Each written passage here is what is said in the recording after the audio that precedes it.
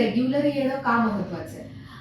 Periods नियमित येणं, regular येणं म्हणजे दर महिन्याला येणं हे खूप महत्त्वाचं आहे आणि त्याच्यावर स्त्री आरोग्य टिकून असतं. पिरियड्स रेग्युलर येणं महत्त्वाचं आहे हे बघण्याच्या आधी आपण हे समजून घेऊयात की पिरियड्स का येतात. सोप्या भाषेत सांगायचं तर दर महिन्याला गर्भाशय गर्भधारणेसाठी तयारी करत असतं. म्हणजे काय?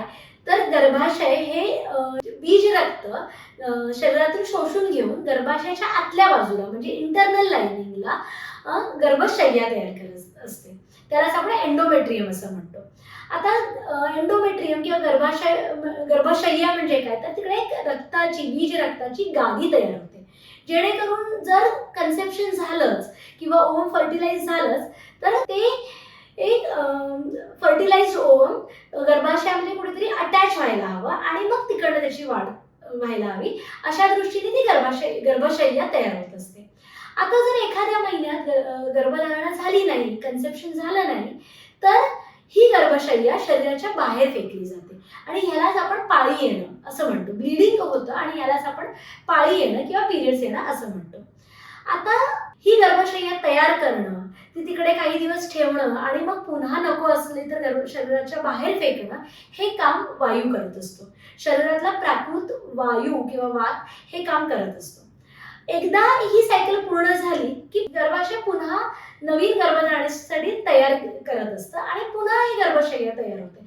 असं हे अविरतपणे चालू असतं आणि म्हणूनच पाळी नियमित येणं हे महत्वाचं आहे. अन्यथा हेल्दी कन्सेप्शन किंवा हेल्दी प्रेग्नन्सी हे शक्य होत नाही किंवा गर्भधारणा होण्यासाठी काही अडथळे येऊ शकतात. सो दर महिन्याला गर्भशय्या तयार होणं, ती व्यवस्थित तिकडे टिकून राहणं आणि जर गर्भधारणा झाली नाही तर हे बीज रक्त आहे ते शरीराच्या बाहेर फेकणं हे दर महिन्याला अविरतपणे चालू असतं.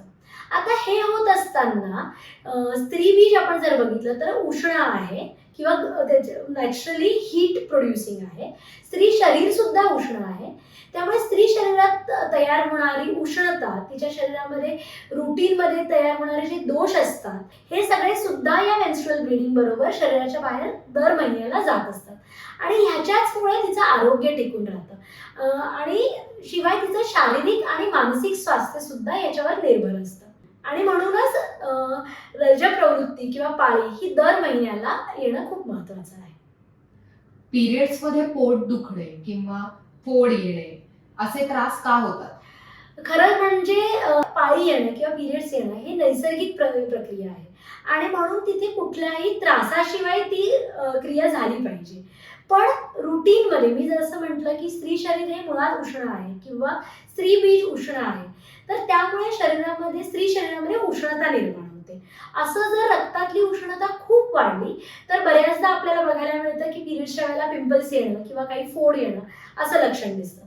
तसंच शरीरातला वातदोष ही रजप्रवृत्ती किंवा पिरियड्सची सायकल रेग्युलेट करत असतं.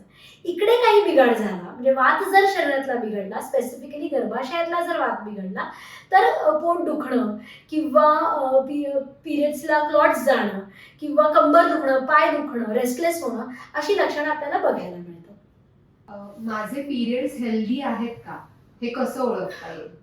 सो मी म्हटलं तसं पाळी येणं हे नैसर्गिक आहे आणि त्यामुळे त्याच्या वेळेला काही त्रास न होता जर ते पिरियड्स आले तर ते हेल्दी आहेत, पहिली गोष्ट. दुसरी गोष्ट म्हणजे पिरियड्स हे नियमित असावे, रेग्युलर असावे. म्हणजे दर महिन्याला पिरियड्स येत आहेत अशी परिस्थिती असावी. मग काही स्त्रियांमध्ये प्रकृतीनुसार कधी ती सायकल 30 ते 45 दिवसांची असू शकेल किंवा अगदी 20 ते 22 दिवसांची सुद्धा असू शकेल, पण ती नियमित असणं महत्वाचं आहे.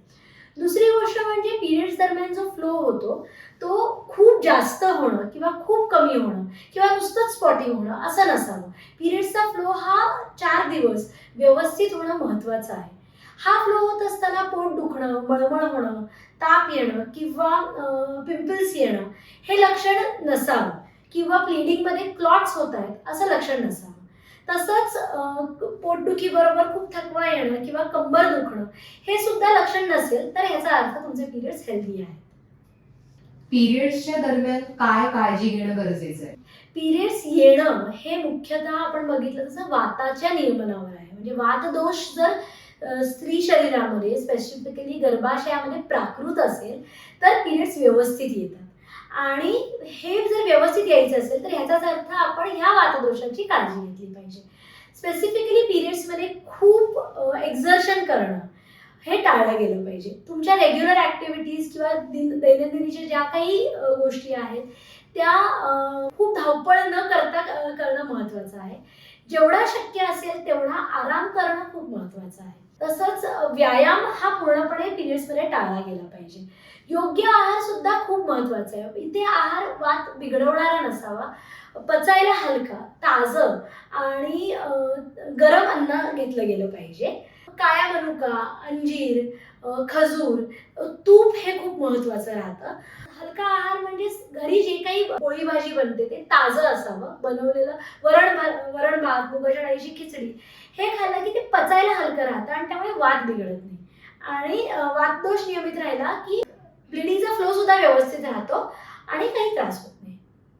तसंच जर पोट दुखत असेल किंवा कंबर वगैरे खूप दुखत असेल तर हलक्या हाताने पोटाला तेल लावणं आणि गरम पाण्याच्या पिशवीने शेकणं ह्याच्याने फायदा होतो. दुसरी महत्त्वाची गोष्ट म्हणजे पिरियड्स चालू असताना गरम पाण्याने आंघोळ करावी.